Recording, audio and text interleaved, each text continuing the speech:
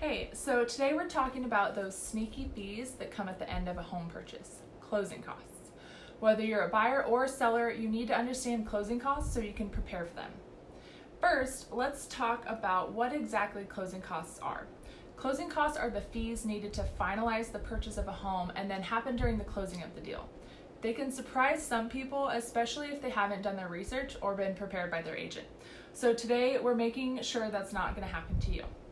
If you're buying a home, you get to pay most of the closing costs. Lucky you. Because you're the one doing all the due diligence, inspections, and appraisals and getting a mortgage, you usually pay more of the cost than the seller. And if you ever refinance or get another mortgage, you'll pay the closing costs again.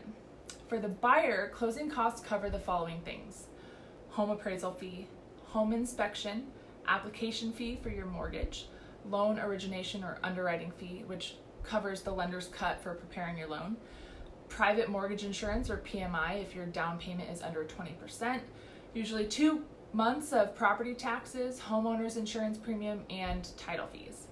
So you can see that there's a lot wrapped into the closing costs. As the buyer, you'll want to prepare to pay 2 to 5% of your mortgage and closing costs. So say, for example, for $500,000 home, you pay between $10,000 and $25,000. It's not just pocket change, which is why it's so important to factor closing costs into your home buying budget. Occasionally, you can negotiate with a seller and they might cover some of the costs, but that's totally up to you, the seller, and the deal. And honestly, isn't happening much right now in this seller's market. It's most cost effective to pay the closing costs as a one-time expense, but you can potentially add them into the loan depending on your lender. Of course, if you add it into your loan, you'll have to pay interest on it with the rest of your mortgage, so just keep that in mind if you decide to go that route. Now, if you're selling a home, you should prepare to pay the commissions for both the seller's agent, your agent, and the buyer's agent. This will usually be around 7% of your home's selling price, so 3% for each agent. So let's go back to that $500,000 house example. You would pay a total of $30,000 in commission. And I know that seems like a lot, but as hot as our market is right now, you'll probably be making such a profit on your home that you won't even notice it.